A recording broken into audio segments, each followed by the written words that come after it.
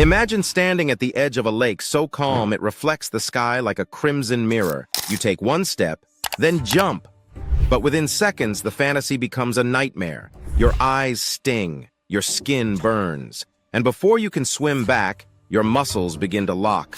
This isn't just water, it's a chemical soup. No lifeguards, no second chances. Welcome to Lake Natron, where nature doesn't just punish, it petrifies. What would your final moments feel like in a lake that's been called Earth's deadliest mirror? And more importantly, why does it look so peaceful? You're not the first creature to meet a haunting end here. Scattered around Lake Natron's edges are birds, bats, even flamingos, frozen mid-flight or mid-step. But they're not rotting. They're perfectly preserved, like statues in a horror museum. How? The lake's water contains a bizarre cocktail of salts and minerals that rapidly dries out and hardens flesh, turning once living beings into eerie stone-like figures. No decay, no escape, just eternal stillness. If it can mummify a bird in midair, what would it do to an entire human body submerged within? And could you remain recognizable? Lake Natron isn't just deadly because of what it does after death. It hurts the living, too. With a pH level as high as 10.5, this lake is more caustic than bleach. Just a splash could cause severe burns to your skin or permanent damage to your eyes. And don't even think about swallowing the water. Its extreme alkalinity would scorch your throat and stomach like liquid fire. This isn't just a lake, it's a slow, silent chemical weapon. But here's what's truly disturbing. Despite its hostility, life still dares to exist here. But how and why? Or why the water is blood red. At a distance, Lake Natron glows an eerie red, almost like it's bleeding under the sun. But the real source of this haunting hue? Tiny microorganisms, extremophiles, that feed off the salt and alkali, releasing pigments that stain the water crimson. These life forms aren't just surviving, they're thriving in conditions that would kill nearly anything else. It's as if nature designed them to live in hell. But if microorganisms can evolve to withstand such torment, what else might be lurking beneath that burning surface? And could something far more complex be next in line to adapt? The lake's deadliness isn't random. It's brewed by fire. Just miles away, the old Dueño Lengai volcano quietly releases a rare type of lava rich in sodium carbonate.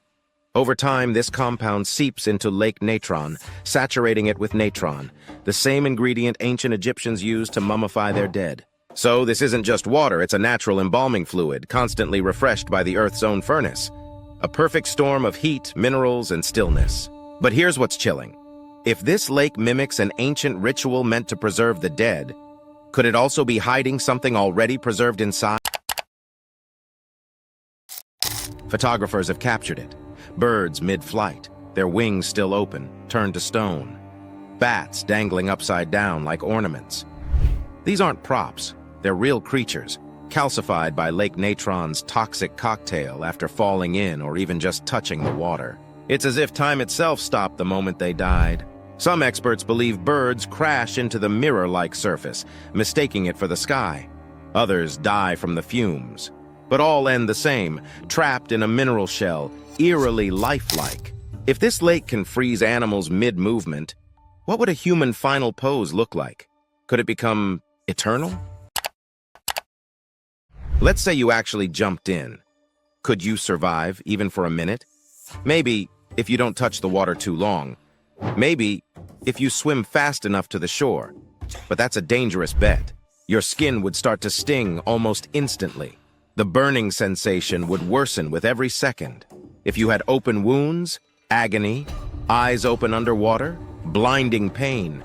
And if you accidentally swallowed a mouthful, that might be the end. But the scariest part isn't what happens during, it's what's left behind after. Would anyone even recognize you once Lake Natron is done with your body? And yet, despite the lake's horrific nature, thousands of flamingos gather here every year, willingly. Why? Because Lake Natron is their safe haven, ironically. Its toxic waters protect their nests from predators who dare not approach. These birds walk the razor's edge between life and death, nesting in one of the harshest environments on Earth. Some don't make it, calcified forever in their final pose. But for the survivors, it's the price of protection. So if even nature's most graceful creatures risk being mummified, what draws them in? And what ancient instinct tells them this hellish place is home?